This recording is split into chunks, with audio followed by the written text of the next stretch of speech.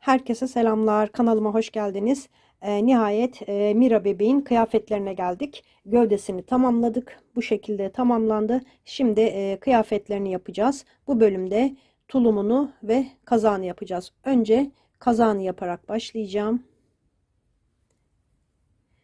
Arkadan düğmeli. Sonra tulumunu yapacağız. Tulumunu örerken size şu hatırlatmayı yapmak istiyorum arkadaşlar. E, şu kısım bebeğinizin ayağından girecek şekilde olsun. Paçayı örerken bebeğinize giydirin arkadaşlar. Şu ayak kısmı şurasından geçsin arkadaşlar. Alt tarafı zaten bol ama şu kısmı dar gelmesin. Buradaki sık iğne sayısını şurada en son azaltmayı yapmadan dümdüz örebilirsiniz. Yani burayı biraz geniş tutabilirsiniz. Eğer ayağınız girmiyorsa arkadaşlar. Çünkü ben bebeklerimi sıkı örüyorum. Sıkı ördüğüm için de kıyafetlerim tam oluyor. Ama bebeği gevşek örerseniz, çok fazla doldurursanız, genişletirseniz bu sayılarda belki de paçası girmeyebilir. O yüzden bebeğinize ölçerek mutlaka ilerleyin. Onu tavsiye ediyorum size. Tulumumuz böyle çıt çıtlı. İlik yapmadım arkadaşlar. Böyle çıt çıtlı daha kolay ve denk gelmesi daha pratik oluyor. Böyle arka kısmı. Paçalarımız büzgülü. Burasında cebimiz var. Bu ceplerimiz süs şeklinde. Şimdi kazak yapımıyla videoya başlıyorum. Hepimize kolay gelsin. Kanalıma abone olmayı da unutmayın arkadaşlar. Önce kazağını örerek başlayacağım arkadaşlar kıyafetlerini örmeye. Alize Cotton Gold'un 67 numaralı ipini kullanacağım. 2,5 milim tığla yapacağım. Zincir çekerek başlıyoruz. Bir tane düğüm attım başta. 26 tane zincir çekeceğim.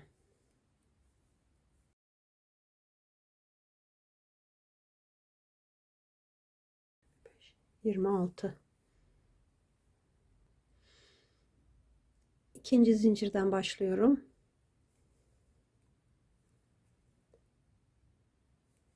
25 tane tek tek sık iğne yapacağım.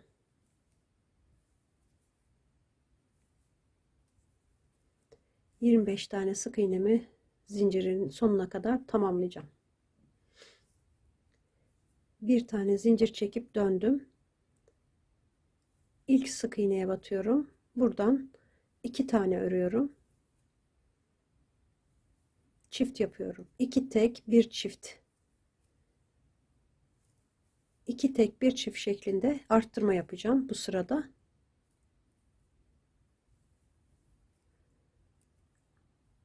İki tek, bir çift. Böyle yapacağım. Sonda bir tane sık iğne kalacak arkadaşlar. 2 tek, bir çift yapacağım. Oraya kadar yapıp geliyorum. Son arttırmamı yapıyorum. 2 tane tek tek ördüm. Buraya çift yapıyorum. 8 kere 2 tek, bir çift yaptım. Son sık iğneme de bir tane sık iğne yapıyorum. Şimdi bir zincir çekip döndüm. İlk sık iğneye battım. 2 3 4 5 6 tane ördüm. Sıradakine çift yapıyorum. 6 tek, bir çift. Şimdi 3 tane tek tek örüyorum. Çift yapıyorum. 3 tek, bir çift.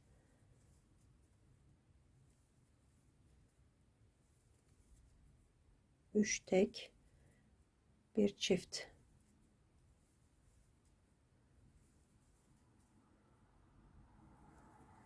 İki, üç tek, bir çift.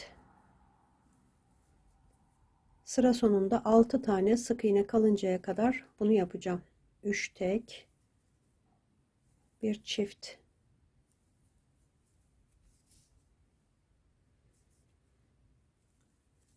bir, iki, üç tek, bir çift.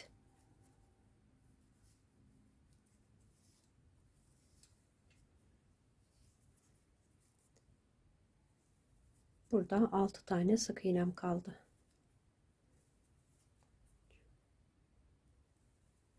4, 5, 6. Bir tane zincir çektim, döndüm. Bu sıra sonunda sayım 39 oldu arkadaşlar. Bir öncekinde 33 olmuştu. 6 tane arttırdık. 39 oldu. Şimdi ilk sık iğneden başlıyorum. 4 tane tek tek ördüm. Çift yapıyorum. Şimdi 5 tane öreceğim.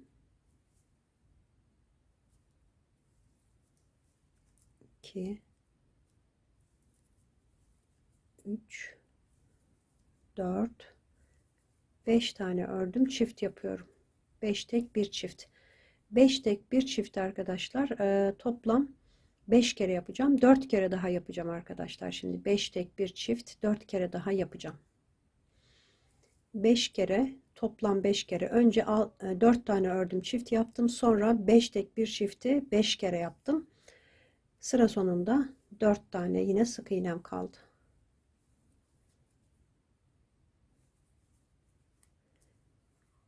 Bir zincir çektim, döndüm. Sayım 45 sık iğneye çıktı. Bir sıra 45 sık iğne öreceğim arkadaşlar. Dümdüz bir sıra 45 sık iğneyi yapalım. Bir sıra 45 tane sık iğne yaptım. Bir zincir çektim, döndüm. Burada 4 tane sık iğne yapıyorum. Çift yapıyorum. 10 tane sık iğne yapıyorum.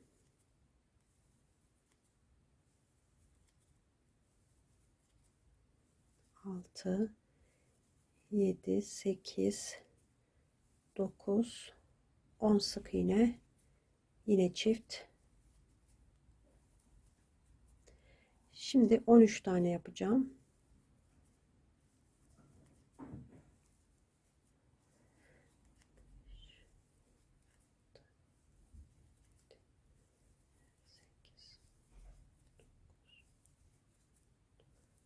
On bir, 12, 13 tane ördüm. Çift yapıyorum. 10 tane öreceğim.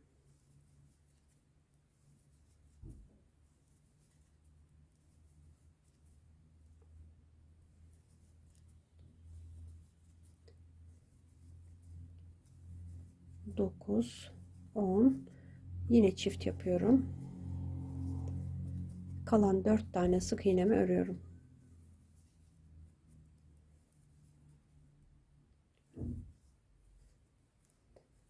Dört tane arttırma yaptık arkadaşlar. Sayımız 49 sık iğneye çıktı. Şimdi yine bir sıra döneceğim. Bir sıra 49 sık iğne yapacağım. Dümdüz. Bir sıra 49 sık iğne yaptım. Şimdi bir zincir çekip dönüyorum. Buradan başlayıp kol kısmını ayıracağım arkadaşlar. Kolları ayıracağım. 3, 4, 5, 6, 7 tane sık iğne yaptım. 1, 2, 3, 4 tane zincir çektim. 2, 4, 6, 8, 10 tane boşluk atladım. 11.'ye battım. Buradan başlıyorum. 15 tane sık iğne yapacağım. 3, 4, 5, 6, 7, 8, 9, 10, 11, 12, 13, 14 ve 15. Şimdi yine 4 tane zincir çekiyorum. 2, 4, 6, 8, 10 tane atladım. Buradan başladım. 11.den 7 tane sık iğne örüyorum. 3, 4, 5 oldu arkadaşlar. 6, 7. Şimdi bir zincir çektim, döndüm. Buradan başlıyorum. Tek tek öreceğim. 7 tane sık iğne.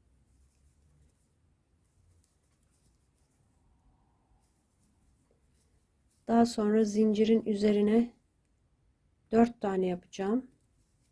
1, 2, 3, 4 tane. Buradan devam ediyorum. 15 tane sık iğne var burada.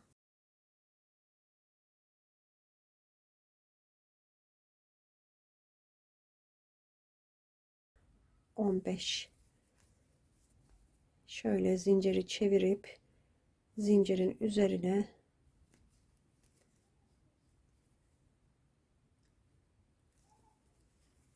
battım. 4 tane buraya sık iğne yaptım. 7 sık iğnemi örüyorum.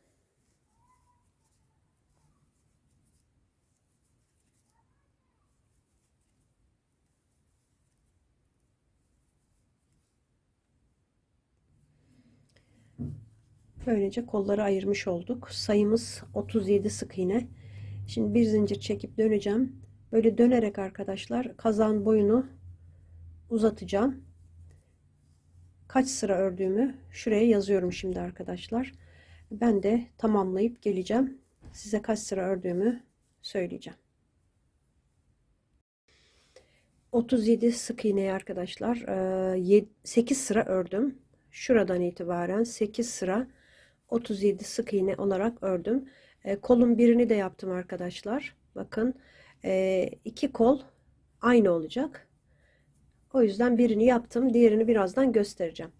Şimdi burada kenarlara ilik düğme patı yapacağım. İlmek kaydırma.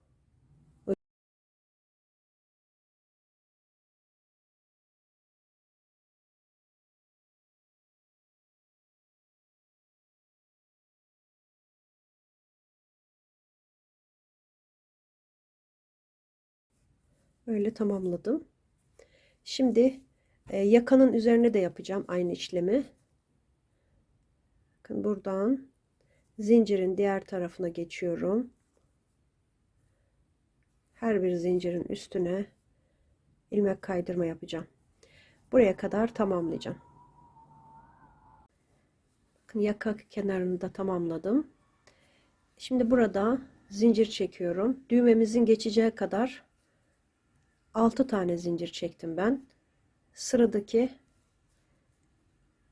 hemen bir üst sıraya ilmek kaydırma yaptım.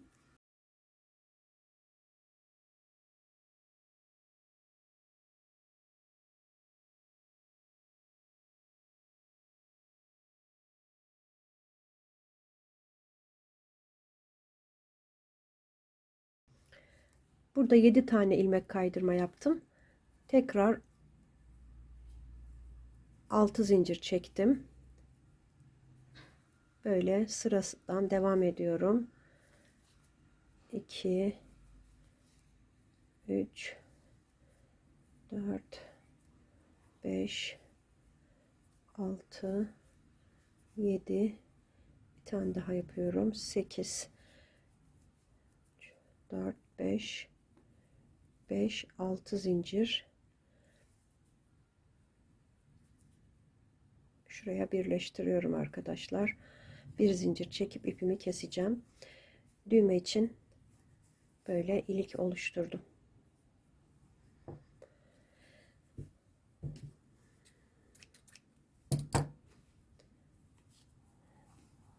Şimdi arkadaşlar kollarını bakın bu şekilde yaptım bir kolunu. İkisi de aynı olacak.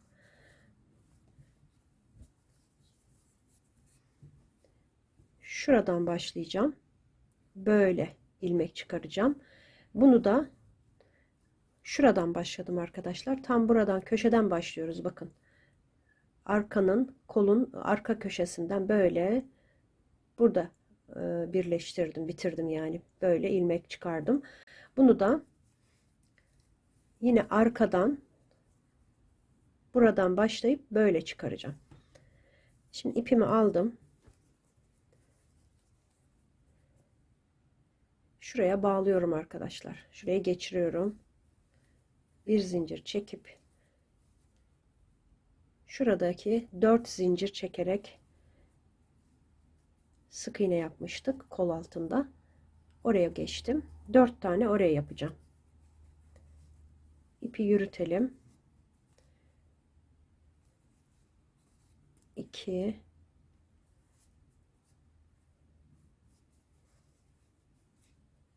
3 bir tane daha 4. Bu koltuk altından kol evinden bu kol evinden 15 tane sık iğne çıkaracağım. 4 oldu. Şuraya geçtim. Bakın aslında buralara batmışım. Şuraya geçiyorum. Burada da 10 tane vardı. 2 3 4 5 6 7 8 9 10 14 de burada vardı arkadaşlar. 14. Bir tane buraya batıyorum. 15. İlk başladığım sık iğne burada. Onun üzerine bağlıyorum. Buraya işaret takacağım. 15 tane sık iğne çıkardık arkadaşlar kol evinden. 15 sık iğneyi şimdi şuraya bağlayarak spiral şekilde öreceğim. Yani bu ilk sık iğnem olacak. İkinci sıranın ilk sık iğnesi. 1. Böyle devam edeceğim arkadaşlar. Spiral şekilde 9 sıra daha öreceğim. Bu sırayla birlikte toplam 10 sıra olmuş olacak. 9 sıra 15 sık iğne yapıp geleceğim. 9 sıra daha ördüm. Toplam kolumuz 10 sıra oldu. Şimdi bu sıradan itibaren arttırmaya başlayacağım. 4 tane örüyorum. 2 3 4 ör, 1 arttır. 4 tek, 1 çift. 3 kere yapacağım. 1 2 3 4 tane ördüm. Çift yapıyorum. Tekrar 4 tane. 3 4 tek, 1 çift. Sayım 18'e çıktı. Şimdi 2 sıra 18 sık iğne öreceğim. 18 sık iğneyi 2 sıra daha ördüm. Şimdi bu sırada 14. sıradayım. 2 3 4 5 tane ördüm. Çift yapıyorum. 5 tek, 1 çift. 3 kere yapacağım. 5 tek, 1 çifti. 3 4 5 tek, 1 çift. 1 2 3 4 5 tek, 1 çift. 3 kere 5 tek, 1 çift yaptım. Sayım 21 sık iğneye çıktı. Yine 21 sık iğneyi 2 sıra örüp geleceğim. 2 sıra ördüm arkadaşlar. 21 sık iğneyi. Bu sırada arttırma yapacağım yine. 6 tane öreceğim. 3 4 5 6 6 ördüm, çift yapıyorum. 6 tek, 1 çifti 3 kere yapıyorum.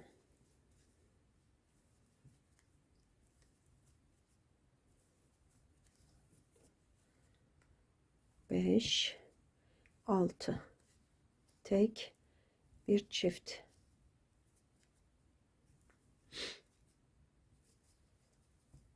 Bir, iki, üç, dört, 5 6 ve çift. Sayım 24 sık iğneye çıktı. 24 sık iğneyi 5 sıra öreceğim arkadaşlar. Arttırma yapmadan dümdüz 5 sıra örüp geliyorum. 5 sıra 24 sık iğne yaptım. Şimdi bu sırada eksiltme yapacağım. Bir tane örüyorum. Eksilttim. Bir daha eksilttim. Bir ör, 2 tane eksilt. Tekrar yapıyorum. Bir ör, 2 tane eksiltiyorum. Arka arkaya 2 tane eksiltme yapıyoruz. Bir ör,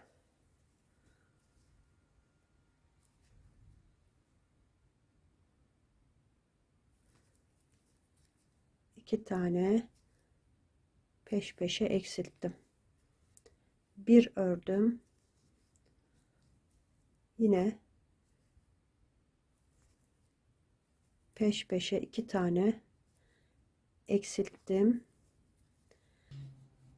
Bir ör, 2 tane eksilt yaptım. Burada 4 tane sık iğnem kaldı. Onları da eksilteceğim arkadaşlar.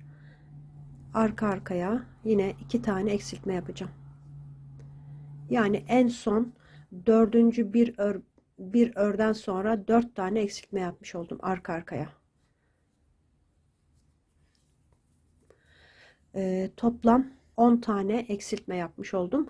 Sayım 15'e düştü, 14'e düştü arkadaşlar. 14 sık iğne var burada şimdi.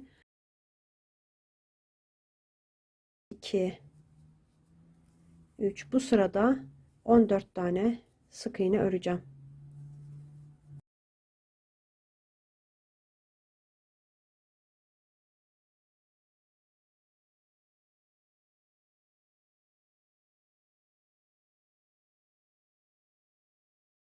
On dört tane sık iğne. Şimdi arkadaşlar bu 14 sık iğneyi 3 sıra daha yapacağım. Yani eksilttikten sonra 4 sıra yapmış olacağız. Bir sırasını yaptım ben. 3 sıra daha 14 sık iğne dönerek 3 sıra daha yapacağım. 3 sıra daha yaptım. Bakın işareti çıkarıyorum arkadaşlar. Şu ek yerinin yani son bitiş noktasının arkaya gelmesi için burada 4-5 tane sık iğne yapacağım. 2 3 4 5 tane sık iğne yapıyorum. İlmek kaydırmayla birleştirdim.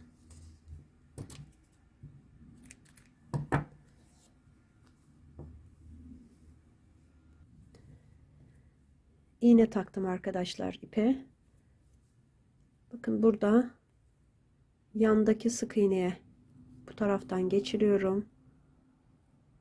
Sonra son ilmek kaydırmanın halkasına böyle ortasından batıyorum. Arkaya geçirdim. Burada düzleştirme yapıyoruz. Yani ek yerinin belirginliğini aza indirmek için. Böyle. Şimdi bu ipimi gizleyeceğim.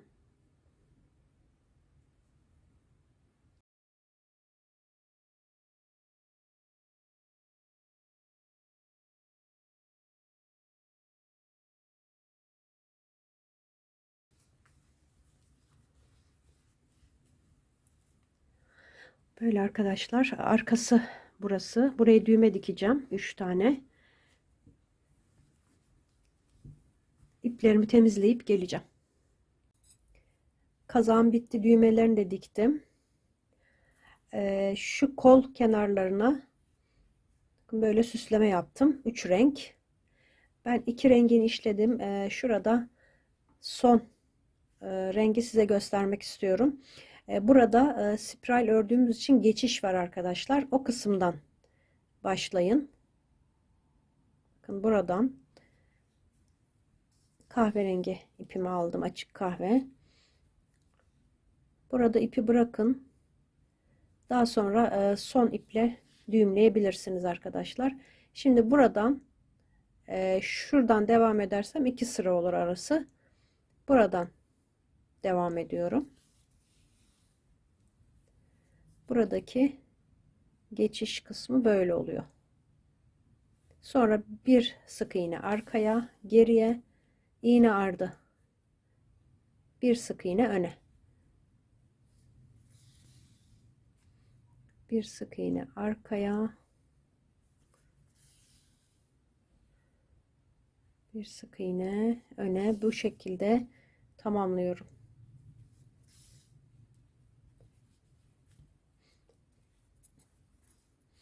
O birleşme kısmı arkaya gelsin arkadaşlar. Arkadan başlayın şöyle. Bakın ben de bunu da arkadan başladım. Ön kısımda düz görünsün. Şimdi tamamlayacağım.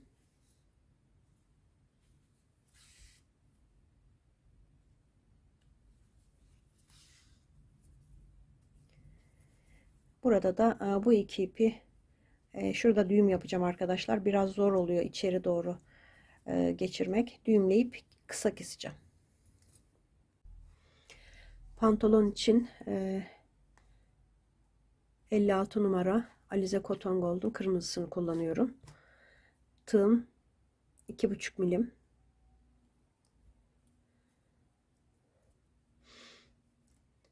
Zincir çekerek başlayacağım.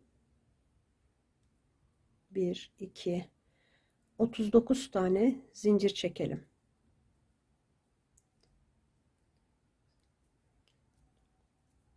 ...39 zinciri çekip geliyorum. 39 tane zincirimi çektim. Şu şekilde zincirin ön yüzü gelecek şekilde birleştiriyoruz. Zinciri burmadan. İlk zincire bağlantı yapıyorum. İlmek kaydırma yaparak. Bir tane zincir çekiyorum. Aynı ilk birleştirdiğim noktaya batıp sık iğne yapıyorum. Başlangıç ipini de şöyle yukarı aldım. Üstteki sıralarda onu gizleyeceğim arkadaşlar.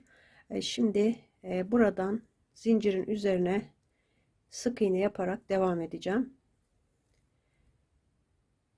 39 tane böyle sık iğne yapacağım. Zincirin sonuna kadar tek tek yapalım. 39 tane sık iğne yaptım. Şimdi buraya işaret koyacağım. İlk sık iğnenin içine batıyorum. Spiral öreceğiz bu sıradan sonra arkadaşlar. İlmek kaydırma ile birleştirmeyeceğim. 1 2 bir sıra daha böyle 39 sık iğne yapıp geleceğim buraya kadar. Bir sıra ördüm. 39 sık iğne işaretimin olduğu yere kadar. Şimdi bu sırada eksiltme yapacağım. 11 tane sık iğne yapacağım. 2 3 4 5 6 7 8 9 10 11 tane ördüm. Eksiltme yapıyorum. 11 ör 1 eksilt yapacağım. 2 kere daha. Toplam 3 kere eksilteceğim. 11 ör 1 eksilt, 11 ör 1 eksilt, 11 ör 1 eksilt. 3 kere 11 ör 1 eksilt yaptım. Sonuncusunu burada yaptım. İşaretim burada. Bu sıra sonunda sayım 36 sık iğneye düştü. Şimdi bir sıra 36 sık iğne öreceğim. Tek tek bir sıra örelim. Bir sıra 36 sık iğne yaptım.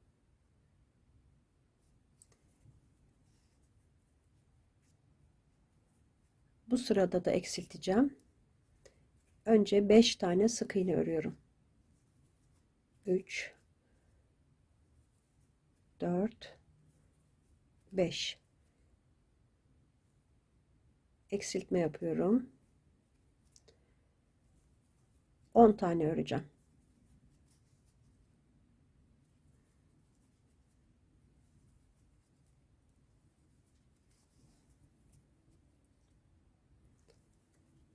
Altı, 7, 8, 9, 10 tane ördüm. Eksiltiyorum.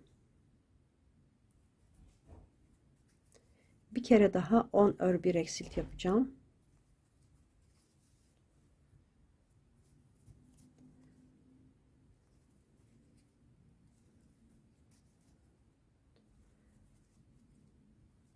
Altı, 7, 8, 9, 10 eksiltiyorum.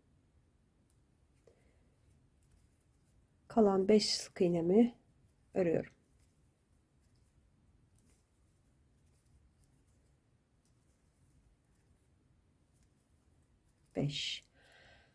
Sıramı tamamladım. Sayım 33 sık iğneye düştü. Bir sıra 33 sık iğne yapacağım yine. Bir sıra 33 sık iğne yapıp geliyorum. Bir sıra ördüm. 33 sık iğneyi. Şimdi bu sırada da eksilteceğim. 9 tane örüyorum.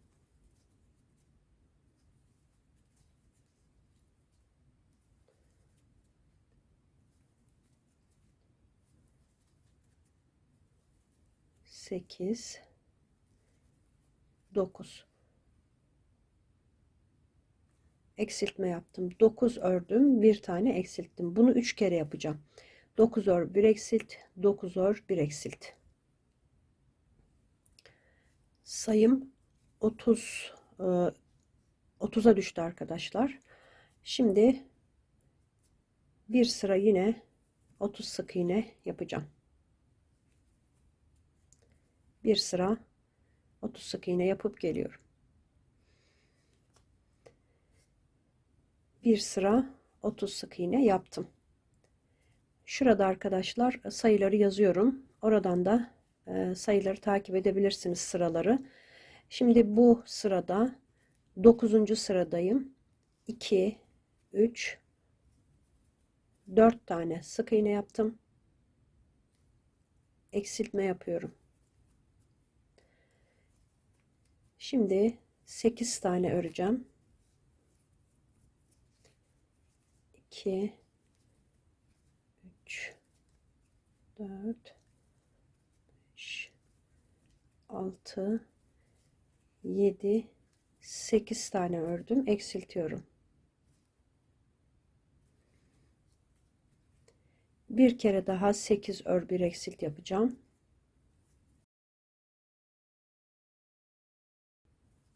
8 eksiltiyorum. Yine 3 kere eksiltme yapmış oluyoruz arkadaşlar. Bu şekilde yaptığım zaman da eksiltmelerin üst üste gelmemesi için kaydırarak yapıyorum eksiltmeleri. Bir sıra kaydırarak bir sıra normal eksiltmemizi yapıyoruz. Şimdi sayımız 27'ye düştü. Bir sıra 27 sık iğne dümdüz örüp geleceğim. Bir sıra ördüm. 27 sık iğne yaptım. Şimdi bu sırada da 7 tane öreceğim.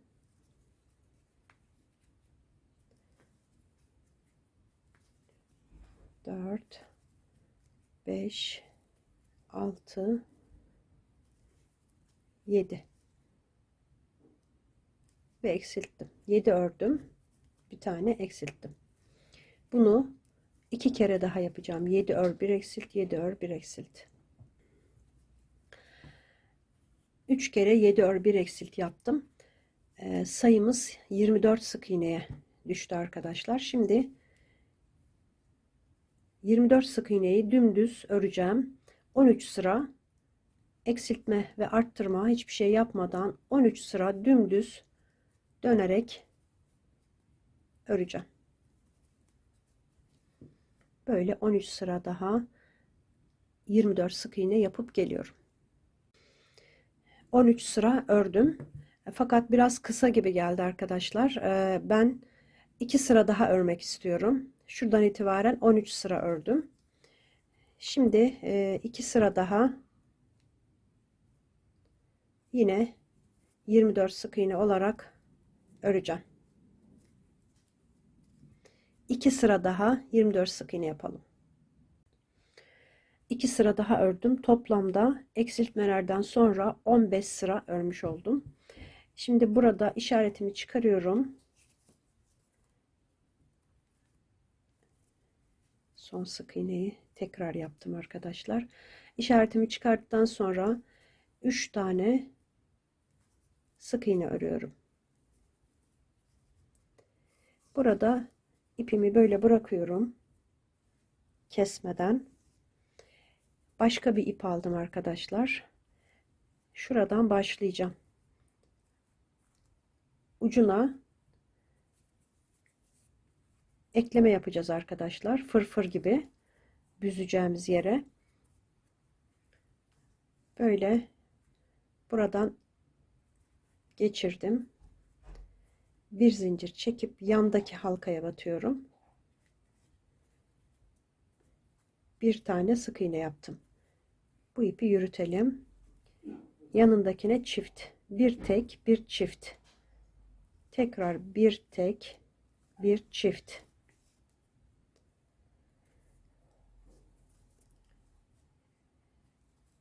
Zincirin diğer tarafına yapıyoruz. İlk başta çektiğimiz zincirin bir tek, bir çift. Bunu sıranın sonuna kadar tekrar edeceğim. Bir çift, bir tek, bir çift şeklinde arttırma yapacağım. Bakın bir tek, bir çift, bir tek, bir çift şuraya kadar yapacağım. Başladığım yere geldim arkadaşlar. Şurada ilk başta ipi geçirmiştik. Oraya sık iğne yapmamıştık. Şimdi oraya bir tane yapıyorum. İlmek kaydırma yapıyorum.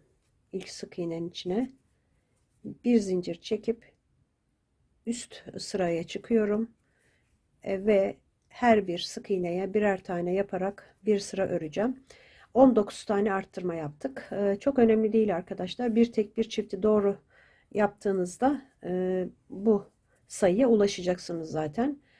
Şimdi her bir sık iğneye bir tane yaparak bu sırayı tamamlayacağım.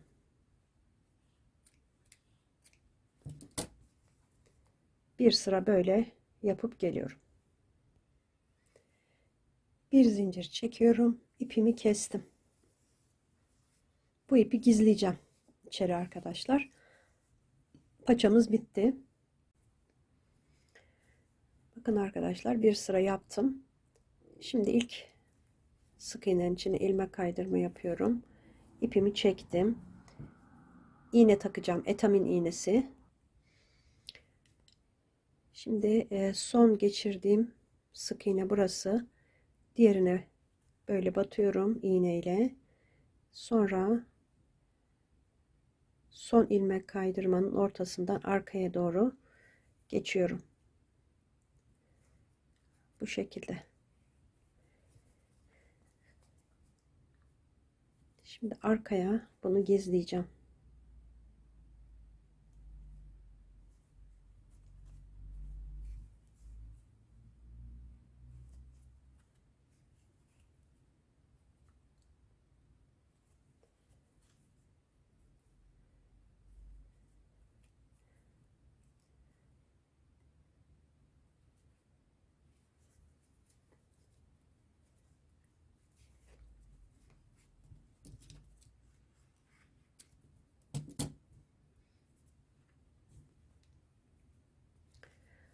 Şimdi arkadaşlar burada bu paçayı bitirdik. En son 15 sıra yaptıktan sonra 3 tane sık iğne ördüm. burada ipimi bir zincir çekip ipimi kesiyorum arkadaşlar. Bu ilk paçamız olsun. Şimdi aynı bu tariften bir tane daha videoyu başa alarak aynısından örün arkadaşlar. Onu da aynı şekilde bittikten sonra 3 sık iğne yapın. Hiçbir farkı yok arkadaşlar. Aynı şekilde öreceksiniz. Onu da yapıp gelin. Onun ipini kesmeyin yalnız. Şurayı büzmek için kullandığım ipi kıvırmayı göstereceğim size arkadaşlar. Şöyle 2 kat 30 santim kadar, yani 2 katı 30 santim iğneye taktım arkadaşlar. Etamin iğnesine taktım. Şimdi bunu kıvıracağız. Şöyle buraya batırıyorum ben iğneliğime.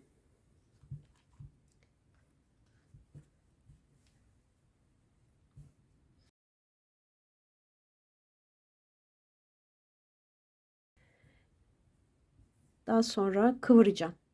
Bakın bir tanesini aldım. Yukarı doğru böyle kıvırıyorum.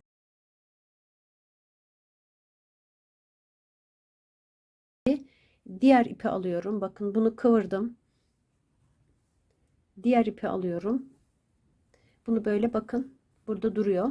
Gerginleştiriyorum. Diğer ipi de aynı şekilde yine aynı yöne. Böyle tuttuğum için aynı yöne arkadaşlar. Aynı yöne onu da kıvırdım. İki ucu tutuyorum sıkıca. İğnemi çıkardım. Bu şekilde bırakıyorum. Dönmesine izin veriyorum arkadaşlar. Böyle. Şimdi burayı hemen düğümleyelim.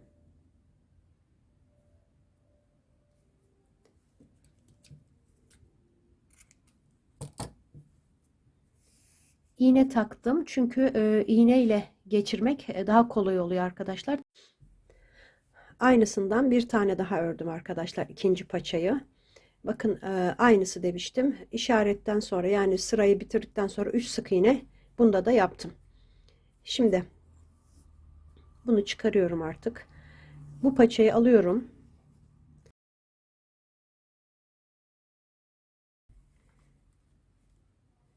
Şu paçanın şu son sık iğnesine batıyorum bakın. Bunu da buradan geçirdim. Burada sıkıştırdım. Bir zincir çektim. Aynı yere batıyorum. Aynı yere bakın. Burada sık iğne yapabiliriz arkadaşlar. Şimdi bu son sık iğneye batıyorum. Ve sıradaki sık iğneye batıp ilmek kaydırma yapıyorum.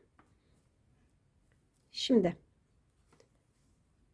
sıra başımız artık burası olacak.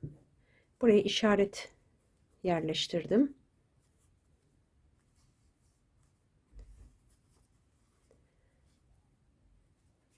Şimdi batmadığım sık iğneye batarak bir tane yaptım. Şimdi burada bir sık iğne daha yapıyorum. Şöyle buraya battım, aynı yere bir tane daha yapıp çift yapıyorum. Devam ediyorum arkadaşlar.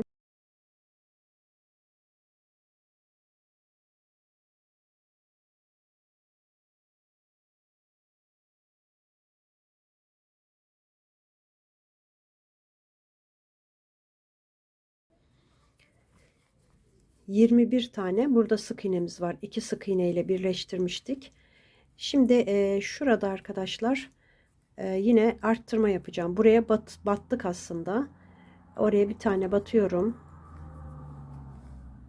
Arttırdım.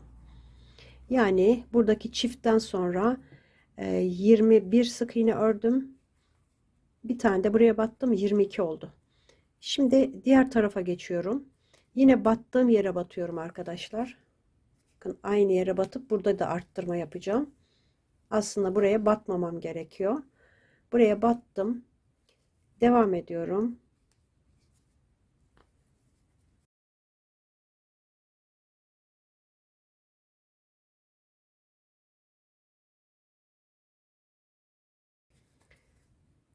Yirmi iki,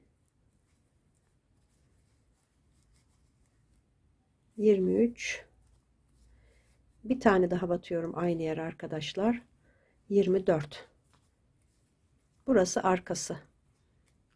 İşaretimiz burada bakın. Şimdi işaretimi alıyorum buradan.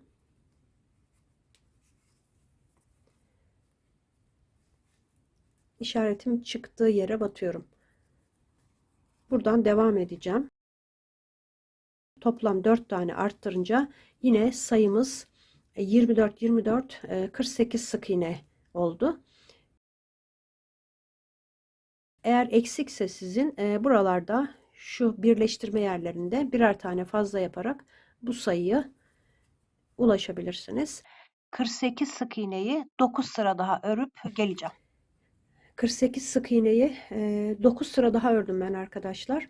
Dümdüz hiç arttırma eksiltme yapmadan 9 sıra ördüm. Paçaları nasıl büzdüğümü göstereceğim arkadaşlar. Bir tanesini ben ipini geçirip büzdüm. İkisi için ayrı ip hazırlayalım arkadaşlar. Çünkü iç ucunda iğne olması bizim işimizi kolaylaştırıyor. Buradan rahat geçirebileceğiz. Şimdi ben ikinci paçayı şöyle yandan arkadaşlar, yanlardan olacak. İç taraftan değil, ya dış taraftan, yandan ipi geçireceğim. Bakın burada arttırma yaptık. Burada bir sıra yapmıştık. Şöyle onun dibinden geçiriyorum. Böyle. İğne ile geçirmemiz bu açıdan daha rahat. Her sık iğneye geçirmemizde daha düzgün olmasını sağlıyor. Böyle tamamlayacağım. Burada bitireceğim arkadaşlar. Bu diğeri gibi büzeceğiz ve hazırlayacağız. Şimdi burada bahçıvan kısımlarını başlayacağım yerleri işaret yaptım arkadaşlar. Ama oraya başlamadan önce şimdi şurada biraz örmem gerekiyor yan tarafa kadar. Buradan başlıyorum.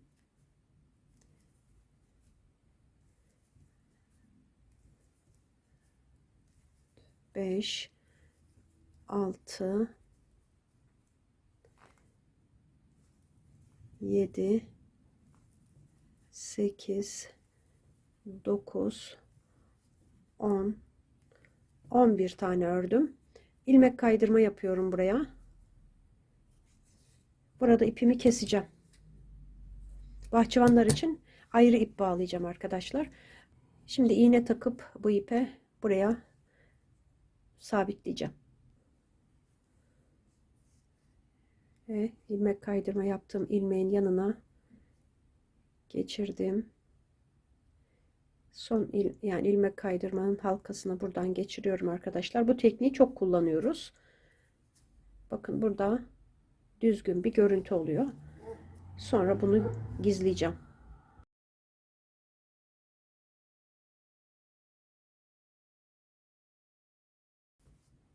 Şimdi burası arkası arkadaşlar. İşaretimizin olduğu, başlangıç işaretimizin olduğu yer arkası. Burası önü.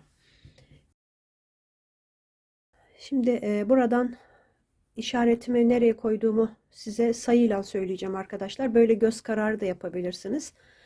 Tam ortaya gelecek şu önde. Arkadakiler de ortaya gelecek.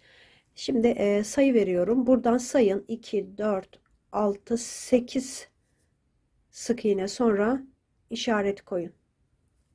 Şimdi ben bir alta koymuştum. Buraya yapınca altta kaldı.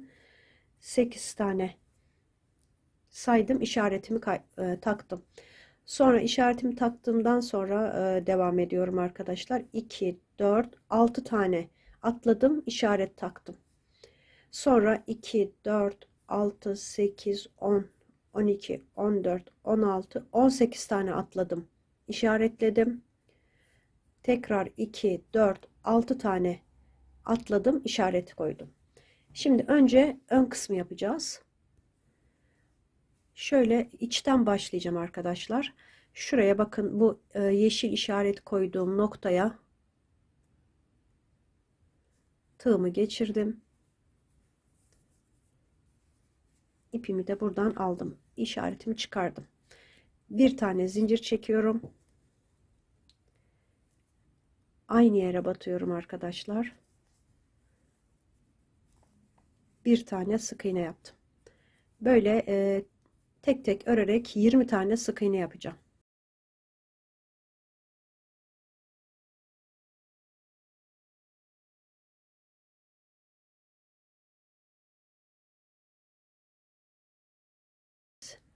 On dokuz. Bakın işaretimin olduğu yer 20. 20 tane sık iğne yaptım. Bir zincir çekip döndüm. Şimdi burada eksiltme yapacağım. Battım, çektim ilkine. Yanındakine de battım, çektim ve topladım. Arada 16 tane sık iğne öreceğim.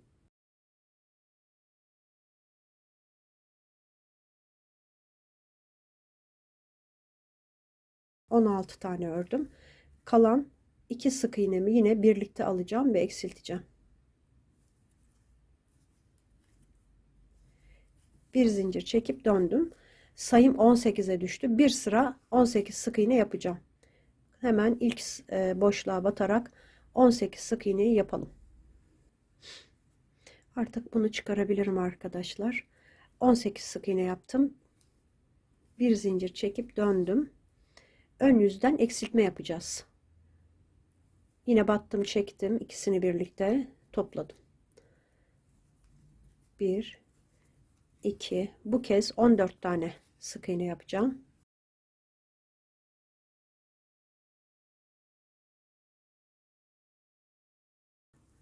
On dört. Son 2 sık iğneyi birlikte böyle batıp çekip alarak topladım. Bir zincir çektim. Sayım 16'ya düştü. Bir sıra 16 sık iğne öreceğim. Ördüm 16 sık iğneye. Bir zincir çekip döndürdüm örgümü. Bakın eksiltme yapıyorum. Hemen ilk boşluğa battım, çektim. Yanındakine battım, çektim ve topladım. Arada 12 tane sık iğne öreceğim.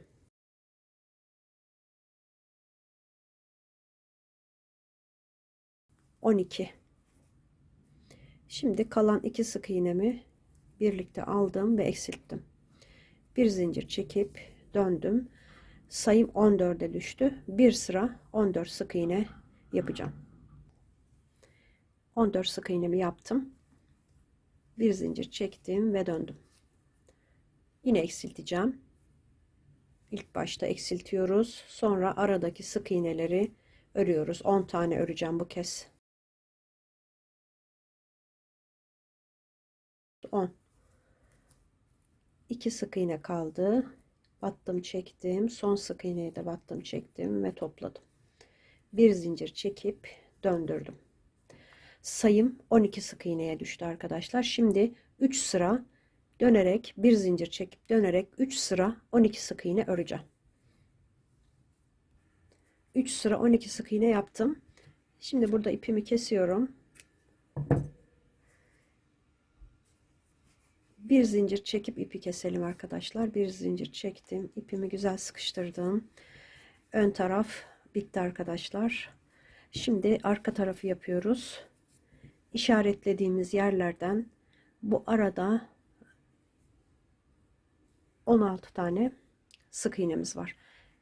İşareti taktığım noktadan iç taraftan başlayacağım bunu da.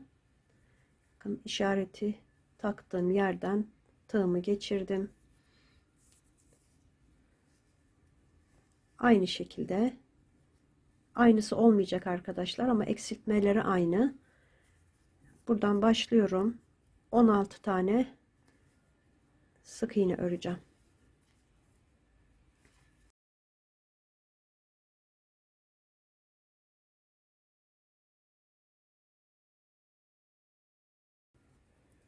Buraya da batıyorum. 16. Bir zincir çektim, döndüm. Bakın eksilteceğim.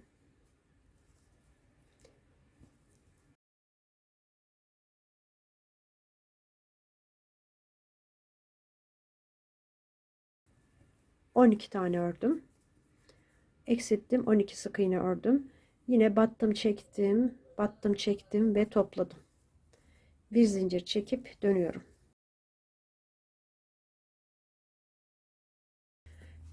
Şimdi sayım 16 idi. 14'e düştü. Bir sıra 14 sık iğne yapacağım. Bir zincir çektim, 14 sık iğne yaptım. Yine eksiltiyorum. Battım, çektim, battım, çektim ve topladım. Aradaki sık iğnelerimi örüyorum.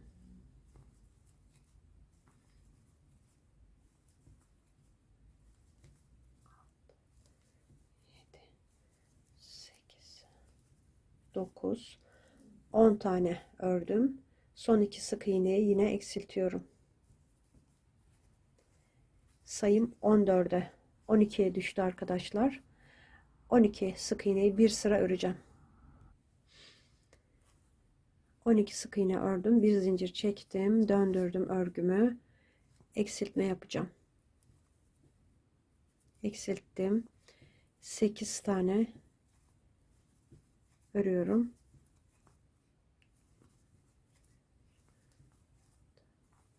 7, 8, 2 sık iğneyi alarak eksilttim. Sayım 10'a düştü arkadaşlar. Şimdi 7, 8, 9. sıraları 3 sıra daha 10 sık iğne yapacağım. Aynı ön taraftaki gibi dönerek 3 sıra yapalım. 3 sıra ördüm. Şimdi arkadaşlar burada askıları yapacağız. Şöyle döndürdüm. Burada 10 sık iğnemiz vardı. Buradan örüyorum. 1, 2, 3, 4, 5 tane sık iğne yaptım. Bir zincir çekip döndürdüm. Şimdi burada eksiltme yapacağım.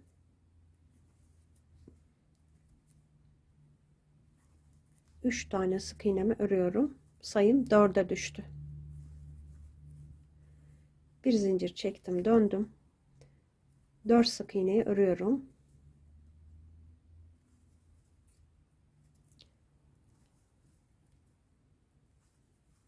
4 döndürdüm. Burada yine eksiltme yapacağım.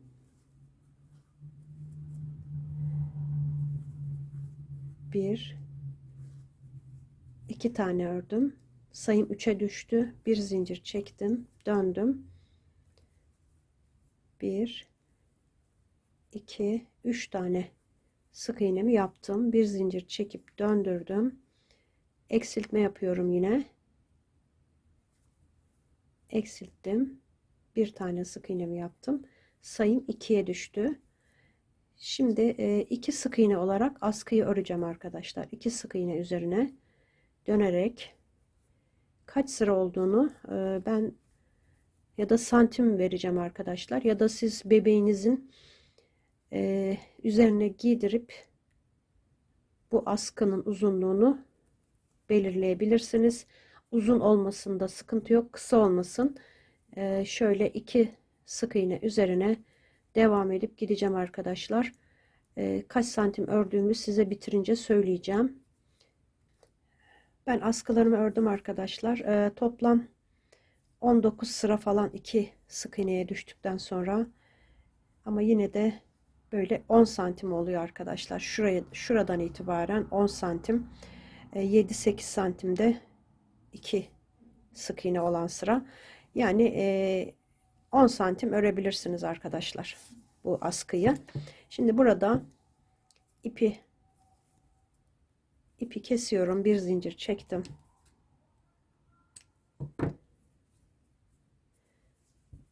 Şimdi diğer askıyı başlayacağım. Şuradan ipimi geçiriyorum.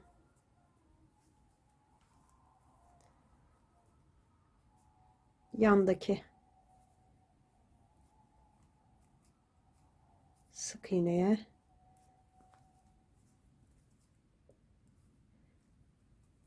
Bir tane yaptım. Şu ipi yürütelim arkadaşlar. 2 3 4 5 sık iğne ördüm. Bir zincir çekip döndüm.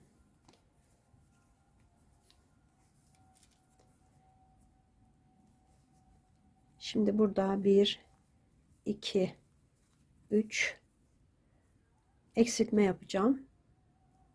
Battım, çektim, battım, çektim ve eksilttim. Sayımı 4'e düşürdüm. Bir zincir çekip döndüm. Bir sıra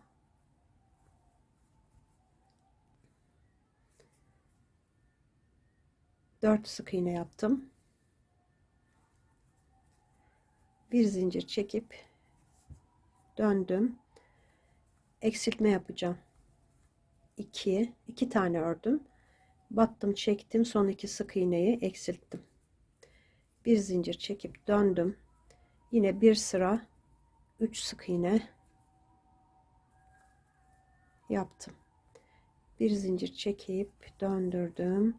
Yine bu sırada da eksiltme yapacağım. Bir tane ördüm.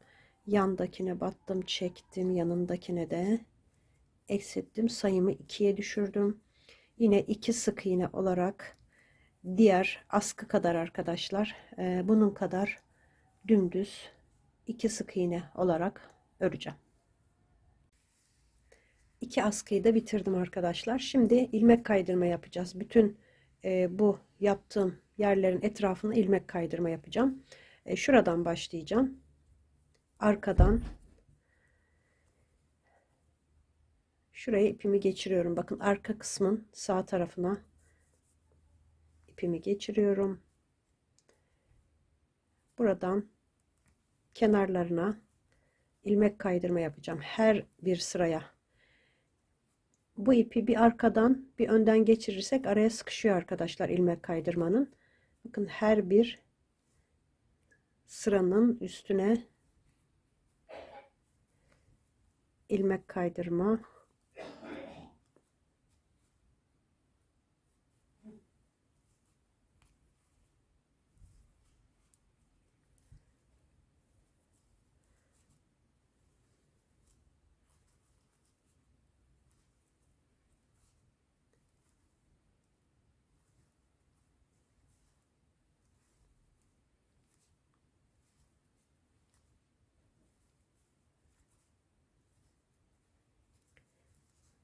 Sıkı bir şekilde yapalım. Yani çok sıkı değil. Böyle burayı toparlasın.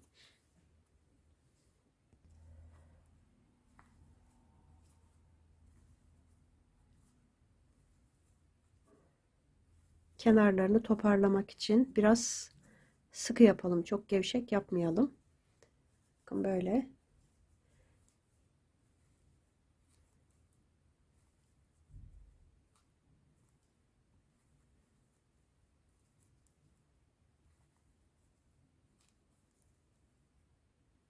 Askıların etrafına da yapacağız. Böyle yapacağım arkadaşlar. Buradan da 2 tane yapacağım. Tekrar aşağı ineceğim. Böyle bu tarafını şuraya kadar yapacağım. Yine göstereceğim size. Bakın arkadaşlar. Bu şekilde oldu. Şimdi burada bakın buraya yaptım bir tane. Şuraya yapmayacağım. Şöyle direkt yan tarafa atlıyorum. Orada biraz daralsın arkadaşlar. Yani böyle bir tane atlıyorum. Burada da yan tarafta bitiş noktası vardı. Onun da şöyle burasına batıyorum. Sırayla böyle devam edeceğim. Bakın buradan şuraya batmadan buraya geçiyorum. İki yanda da öyle yapacağım. Burada da öyle yaptım. Bakın. Şuraya batarsak biraz orada bollaşma olur. Şuna batıyorum. Böyle her sıraya batarak devam edeceğim.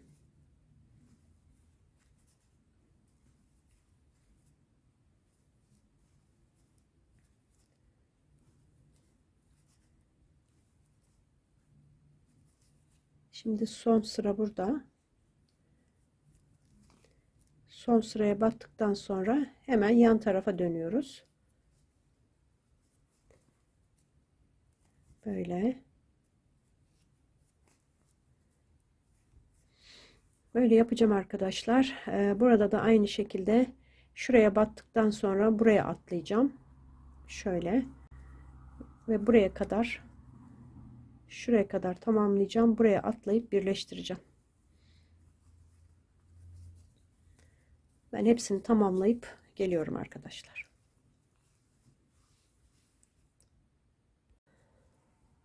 Bakın arkadaşlar, buraya kadar yaptım. Şimdi ilk ilmek kaydırmanın içine bakın şu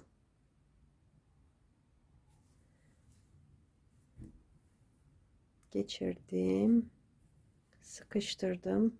Son ilmek kaydırmadan ortasından batıp arkaya geçiyorum. Yine burada bütünlük oluşturdum. İpimi gizleyeceğim. Askılarımızı bu şekilde arkadaşlar yerleştireceğiz. Bakın çok düzgün oldu. Buralara çıt çıt dikeceğim ben. Şu ön kısma cep yaptım arkadaşlar. Onu nasıl yaptığımı şimdi size anlatacağım.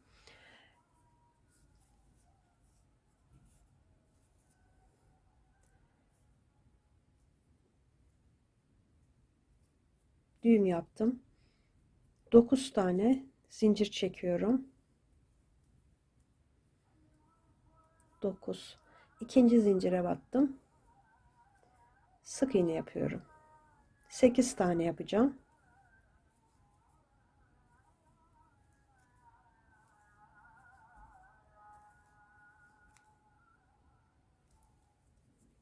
Yedi, 8. Bir zincir çekip dönüyorum. Toplam 5 sıra olacak arkadaşlar. 4 sıra daha yapacağım. Bir zincir çekip dönerek 4 sıra daha öreceğim. Böyle 4 sıra. 5 sıra 8 sık iğne yaptım. Bir zincir çekip örgümü döndürdüm. Bakın arka lobuna şuraya batacağım. Buradan bakınca arka lobu oluyor. 1 2 3 4 5 6 7 8 tane sık iğne yaptım. Bir zincir çekip döndüm. Şimdi burada eksiltme yapacağım. Battım, çektim ve eksilttim. 1 2 3 4 tane sık iğne ördüm. Yine sondaki 2 sık iğneyi birlikte alarak eksilttim. Bu kapağı olacak arkadaşlar. Şimdi şöyle yapacağım. Şuraya çıkacağım. Burada ilmek kaydırma yapıyorum. Bunu burada bırakıyorum arkadaşlar. Şu arkadan bakın şuraya, buraya batıp bu ipi arkaya çekeceğim.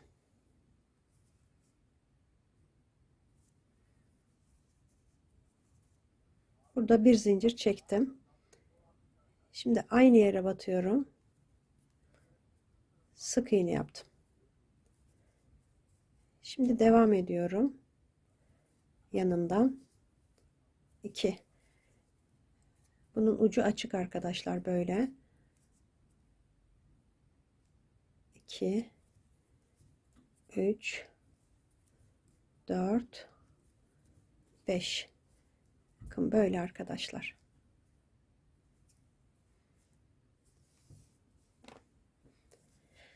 Etrafına sık iğne geçiyorum. Şu köşeye geldim, zincir bölümüne. Buraya 2 tane yaptım. Alt taraftan devam ediyorum. Zincirin üzerine 2 3 4 5 6. Son zincirin içine yine çift yapıyorum ve dönüyorum diğer tarafa. 1 2 3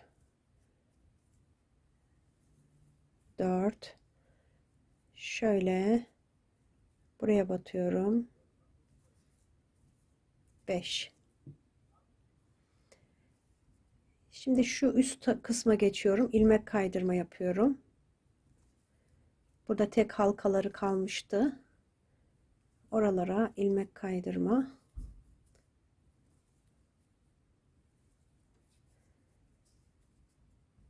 Bir tane de burada var.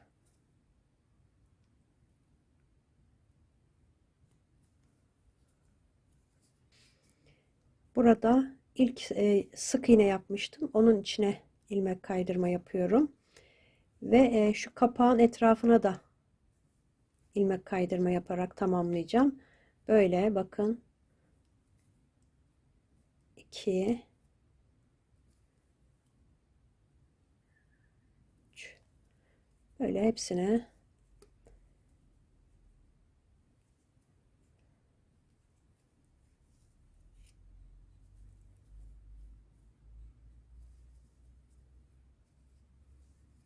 şimdi şuraya bir tane daha yapıyorum. İlmek kaydırma ve sonra şuradaki ilk ilmek kaydırmaya geçtim, birleştirdim. Burada ipimi biraz uzun bırakacağım dikmek için. Şimdi iğne taktım arkadaşlar. Burada bitirdiğim yerde buradan arkaya geçiş yapıyorum. Şimdi dikeceğim. Şu askılarımızı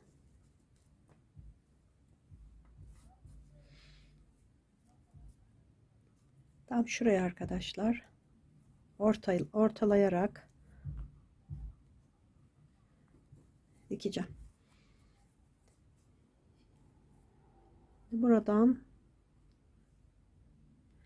arkaya geçiyorum.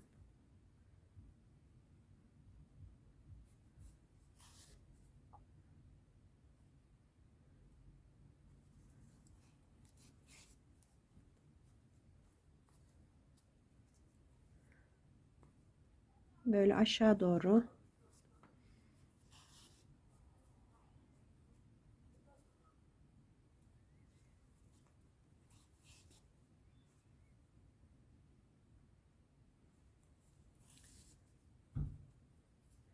bu şekilde arkadaşlar kenarlarından dikeceğim. Cebin dikimini tamamladım.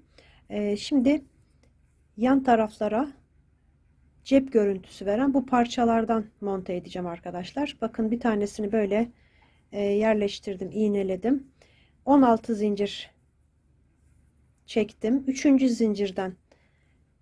zincirden başlayıp 14 tane sık iğne yaptım arkadaşlar. Dikmek için ucunda biraz ip bıraktım. Şimdi bunun birini buraya, birini buraya. Yalnız yönleri farklı. Bakın şu kavisi birinin başlangıç yeri üste gelecek. Cebin hemen yanından buraya monte edebilirsiniz arkadaşlar. Bunu da bakın böyle hemen yan tarafına bu şekilde monte edeceğim. Bıraktığım ipleri yine takıp arkadaşlar şu şekilde sadece şu uç kısmını dikeceğim. Burası açık kalacak. Yani sadece şuradan şöyle tutturacağım.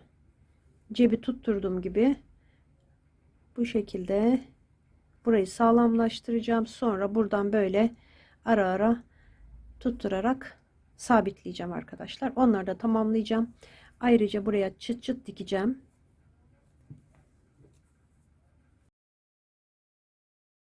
Bitmiş olacak.